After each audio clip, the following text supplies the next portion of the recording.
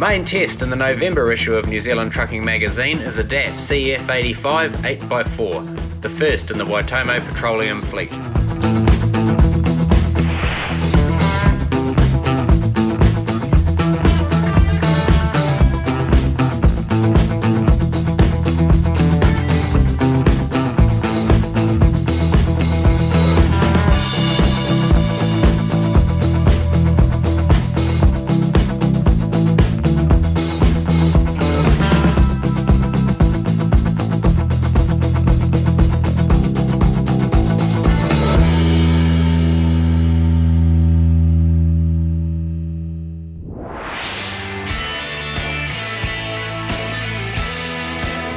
My name's Nathan Petroleum, work for Waitomo Petroleum. So I'm a Pukekohe based driver, working out of a Wiri oil terminal. So it's a DAF, I've been in it for about 4.5 months now. Before that I was in a Mitsubishi Fuso.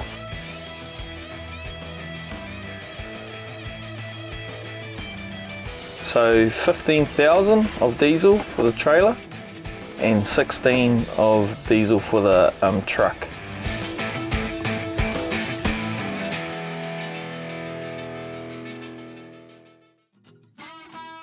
When you think success in Tika Woody, then Sir David Fagan and the late Sir Colin Meads are probably your go-tos. But the King Country town has plenty more to offer in the success stakes.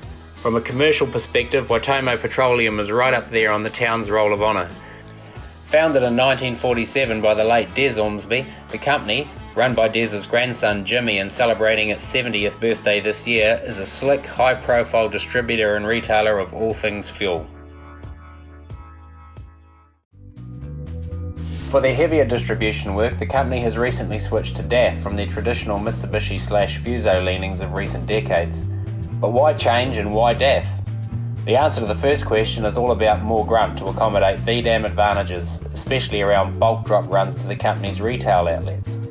As for the second question, it was all about retaining the ease of entry and exit in a business where a typical rural distribution run involves hundreds of stops a month. It also involved how easily the barrels were able to be swapped from the Fusos. You see, one tank sees out two chassis, so the closer they could get any newcomer to the Fuso's chassis with, the better.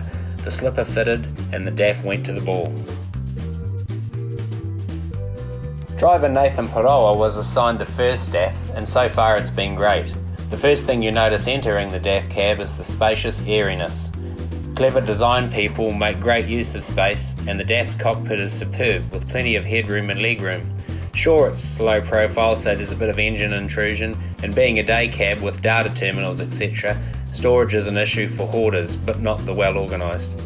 Controls and information dissemination from truck to driver via the wrap dash is first rate, and the interior is lined and trimmed in materials that convey the Euro cleanable luxury feel. On the road, the CF85's credentials in the Go stakes are clearly evident. The 12.9 litre MX engine cracks the magical 375 kilowatt 500 horsepower mark, giving 50 max trucks that 10 horsepower to the tonne. It also wades in with 2,500 newton metres, aiding 50 pound-foot of torque. When the peak torque starts to dip at 1410 RPM, power's already a tad over 500, so it's a lively performer. Helping out on the Marsden Point to Wiri pipeline crisis, the DAF romped up the north side of Shedaways Hill over the Pahuihui Viaduct in high fifth at 33 km an hour, grossing 44.5 tonne. Nathan's unit will run at 46 tonne eventually once a new drawbar arrives, so there's no question he'll be stropping around his South Auckland patch with ease. This is a brand new truck with a lot of freeing up to do. The first Waitomo DAF has an 18-speed manual roadie in it, which was a surprise. Waitomo are going to the AMT option in the second of the 4 DAFs they're getting in the next year or so.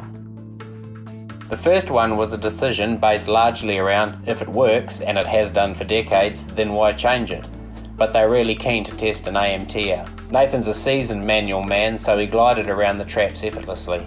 Waitomo Fleet Manager Lou Ferez said the decision to change was not taken lightly. They've had no issues with the Fuso product or the support, it's just changing horses for changing courses. All things being equal, Fuso will likely remain the preferred go-to for their mini tanker fleet replacements. Well, just one thing, like Southpack, we have really found them ready to deal with, both from a servicing point of view and also from a sales point of view. We've found them really good. I mean, it's little things like our second ones are getting built now, but we've obviously ordered 2 more for next year. But we had a meeting with them at their request up there in at Wiri with Southpack, and also Neil came down too, and they said, what can we do from factory to make it easier for you guys to set up for a tanker? So as Jimmy pointed out, it's part of the thing too is all the gear on tankers, there's not a lot of room on chassis between put your cones and your pumping gear and everything else on. And I mean, it's a simple thing like rerouting the main electrical leads, went in under the chassis by the second steer just to give more room for where the forces come out. So, they're certainly on the ball and really helpful. All in all, a well thought out decision on Waitomo's part, and things are definitely looking good for the brand and the famous blue and white livery moving forward.